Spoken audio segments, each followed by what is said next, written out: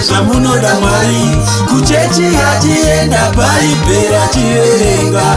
Nhasi nekufarawo hata kwawofa nedoro muchamutonga sei Mwari.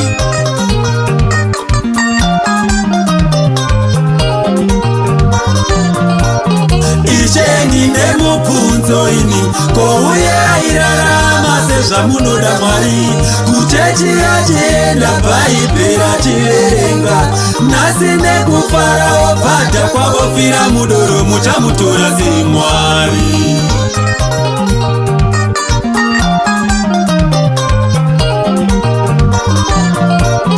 Ini ndinoda kuziva kouya irarama upenyu hwese mujoyi.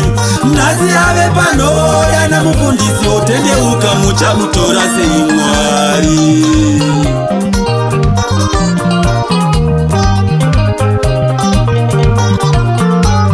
Chokwadi ndinoda kuziva kouya irarama upenyu hwese mujoyi. Nhasi ave panoda namufundisi otendeuka muchamutonga sei Mwari.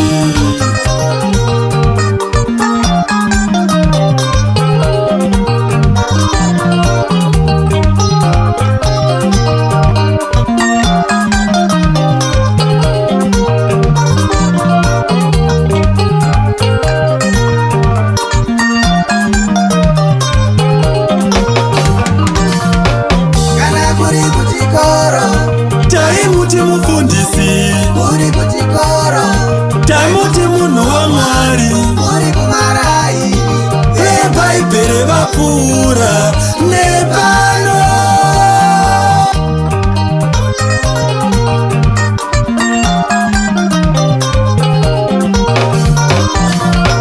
Kana muri kuchikoro, taimuti mufundisi muri kuchikoro, taimuti munhu waMwari muri kumaraini. Ebhaibheri vapfuura nepano.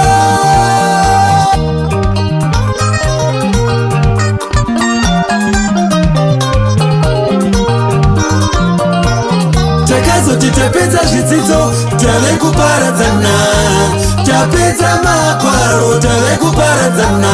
Takazoti tapedza zvidzidzo tave kuparadzana, tapedza makwaro tave kuparadzana.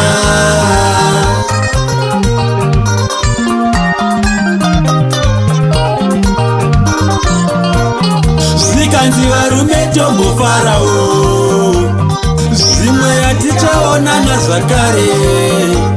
Zvikanzi varume tombofarawo, zvimwe hatichaonana zvakare. Joero bata nepapa ndezvanhasi chete. Bata nepapa ndezvanhasi chete. Bata nepapa ndezvanhasi chete. Chete mafungiro aMwari akasiyana needu nhaika.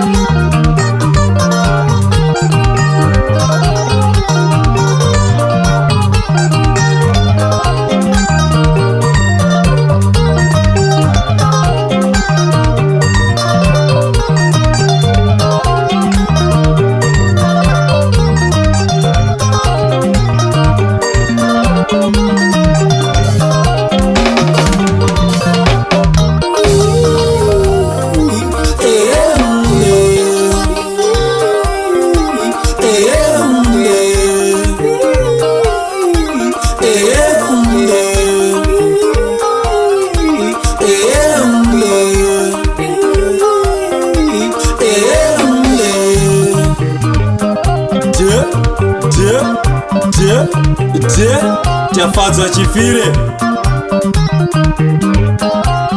Afrobes